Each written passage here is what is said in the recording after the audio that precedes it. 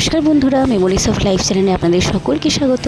অক্ষয় তৃতীয়ার অনেক অনেক শুভেচ্ছা জানাই সবাইকে। আজকে অক্ষয় তৃতীয়া, আর আজকে আমার দোকানে ছোট্ট করে পুজো আছে। প্রত্যেক অক্ষয় তৃতীয়ায় আমরা পুজো করি দোকানে।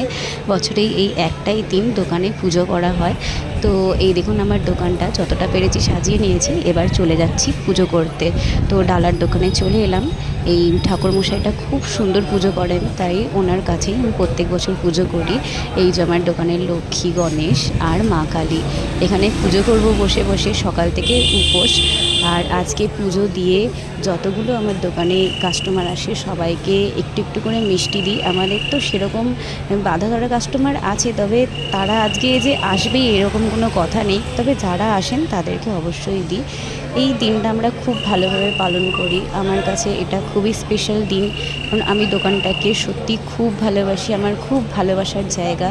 যারা আমার ভিডিও দেখছেন তারা জানেন। তো সবাইকে অনেক